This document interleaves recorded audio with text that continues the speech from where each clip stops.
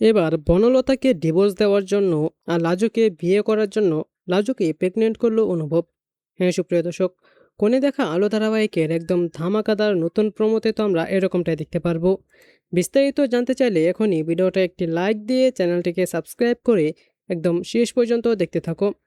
কোণে দেখা আলো ধারাবাহিকের একদম নতুন পর্বে তো আমরা সবাই দেখতে পারবো যে বনলতা এসে অনুভবকে বলে যে সে প্রেগনেন্ট, কিন্তু অনুভব তো কিছুতেই মানতে রাজি না।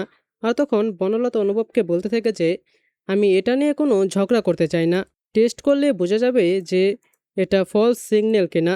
আর তখন অনুভব তো অনেক বেশি রেগে যায় আর বলে যে যদি এখানে তোমার কোনো খেলা ধরা পড়ে তাহলে সে দিনটাই তোমার এই বাড়িতে শেষ দিন হবে। আর তখন এই কথা শুনে তো বনলতা অনেক ভয় পেয়ে যায়। কিন্তু আমরা দেখতে পারবো এখানে এবার অনুভব নতুন একটি চাল চালে।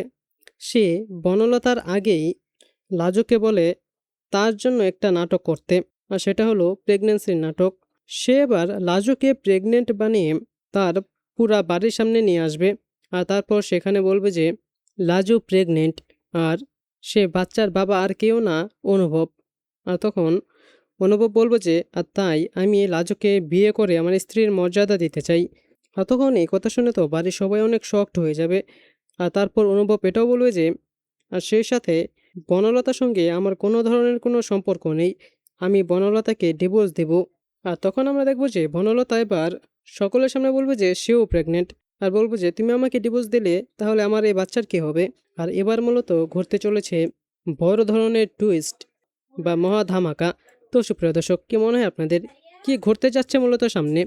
বনলতা কি তার এই নতুন চালে সফল হতে পারবে, নাকি অনুভব উল্টো তার নিজের চালে বনলতাকে ডিভোর্স দিয়ে লাজুকে বিয়ে করবে? আপনারা কোনটা চান?